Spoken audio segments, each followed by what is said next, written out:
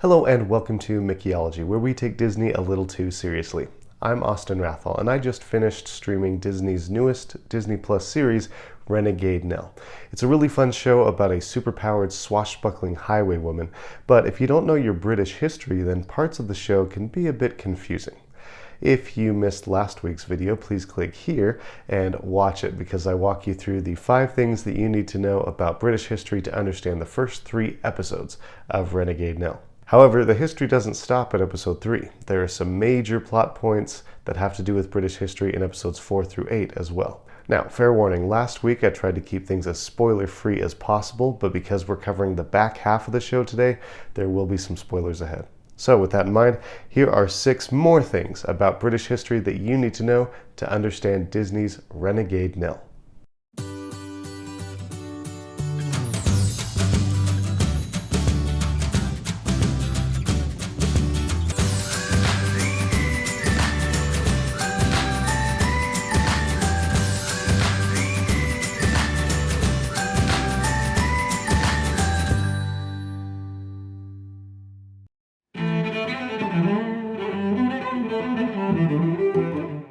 In episode 4, Nell has to fetch a surgeon to save Georgie, who's dying from a gunshot wound. Georgie clings to life thanks to Roxy because she magically manages to read a book with a recipe for an herbal poultice that she creates and applies to Georgie's wound.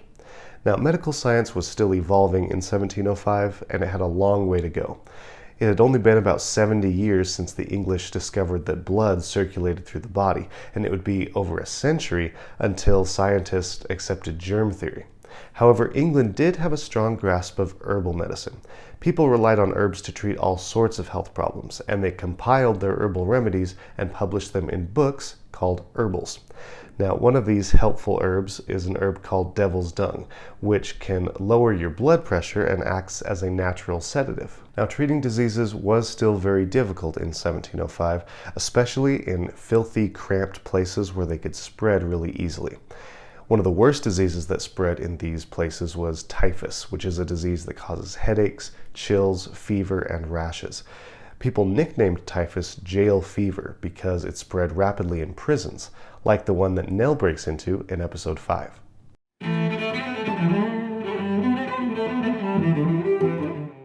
In the show, Charles Devereux ends up in Newgate prison, which was a real prison in London.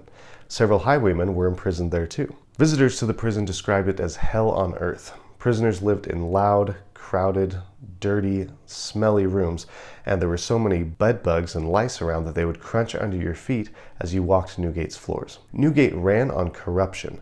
Guards charged prisoners many different fees, including a fee for having your chains removed, and a fee for checking out of the prison, which you would have to pay even if you had been found not guilty at your trial, and if you didn't pay it, you were staying at Newgate. However, for a large fee, you could get yourself upgraded to a nice room, which was not too different from a pleasant English house. So if you had the money, you could serve time in what was basically a pretty comfortable apartment. When Nell visits Newgate, she's surprised to find many children locked up inside. Children really were imprisoned alongside adults at this time. The law didn't distinguish between adults and children, and authorities would execute children as young as 9. Now, children and adults could end up in prison for serious crimes like arson or murder, but you could also end up in prison for petty theft or even failure to pay debts. One crime you definitely didn't want to be accused of at this time was witchcraft.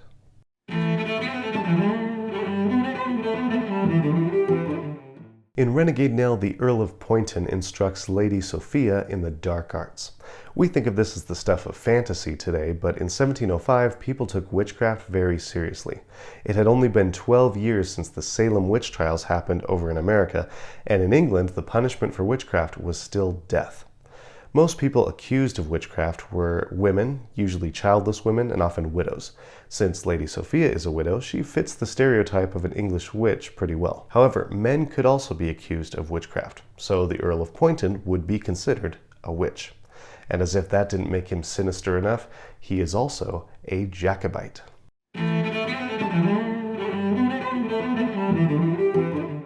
If you got to the end of episode 4 and wondered what the heck a Jacobite is, then you're not alone.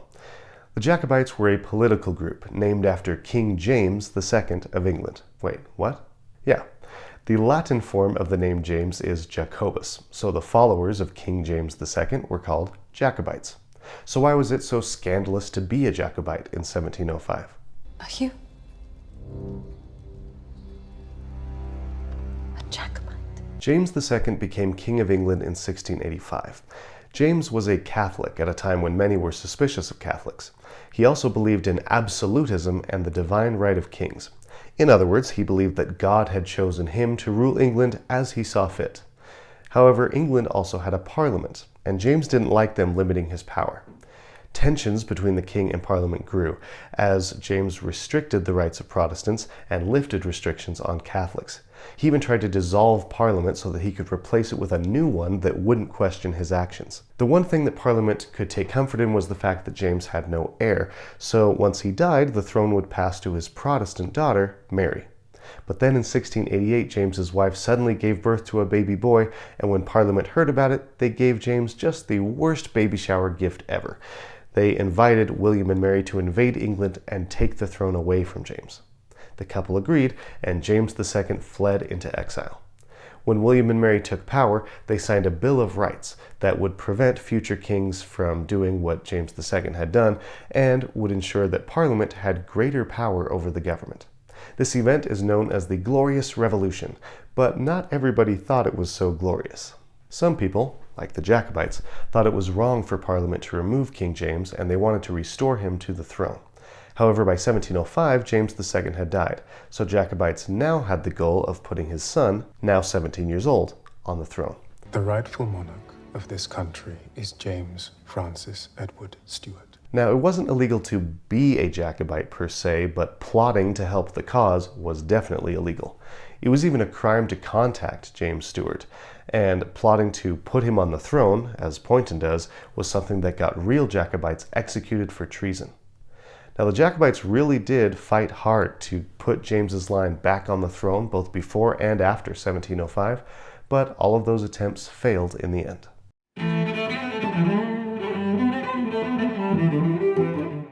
Some viewers may be surprised to see so many people of color in Renegade Nell. If you're used to shows that show Old England as being all white except for slaves, then seeing so many non-white characters in the show might seem anachronistic. However, non-white Englanders were much more common than some people might think. Black people have lived in England for thousands of years, and by the 18th century, as many as 1 in 30 Londoners were black. Many black people in England did work as servants at this time, but many others worked as sailors and preachers and entrepreneurs and musicians. Some earned very good wages and lived as gentlemen. Mixed-race marriages, like the one between Nell's aunt and uncle, were also quite common. People of Asian descent also lived in England at this time, especially in port cities. The East India Company employed many Asian sailors on their ships, and many of those sailors ended up living in London. British officials working for the company would also marry Indian women and often raise children from those marriages back in England. The most inaccurate thing about the diversity in Renegade Nell is the presence of non-white aristocrats in 1705. The first black aristocrat, Dido Bell, wasn't born until 1761. The first non-white member of Parliament wasn't elected until 1841, and the first black lord didn't join Parliament until 1967. So it's not that non-white aristocrats didn't exist, it's just that they came along after Nell's time. One thing that definitely had come along by Nell's time were newspapers.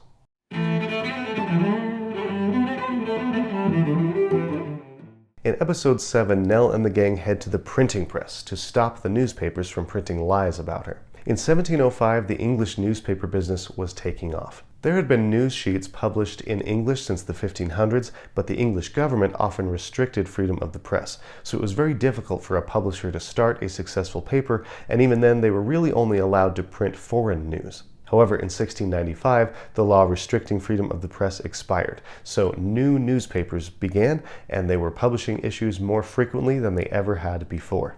In 1702, England got its first ever daily newspaper. It was called the Daily Courant. The Courant will report that the fact that he's the only prisoner not to have escaped Newgate is a bold statement of his innocence. In the show, Lady Euleria Magerhanger runs many of England's biggest papers, and the titles of the papers that she mentions in the show were real 18th century newspapers. It wasn't uncommon for women to run newspapers at this time. According to Professor Paula McDowell, there was a vast network of women publishers and printers in England at this time, especially in London. However, people on the street wouldn't just read the news, they would also hear it in song. Ballad writers took newsworthy events and turned them into songs, and they would write the lyrics on these sheets called broadsides. Then they would sing those ballads out in public in order to sell copies. So, if you were wondering why episode 7 started with a seemingly random musical number, now you know why. So, there you have it. Those are the 6 things about British history you need to know to understand the second part of Renegade Nell. Please let me know in the comments if you've seen the show yet and what you thought of it. Also, don't forget to let me know which Disney movie or show you would like me to analyze next. Please don't forget to leave a like and to subscribe to the channel so you don't miss any future videos. And as always, thank you very much for watching. I'll see you next time.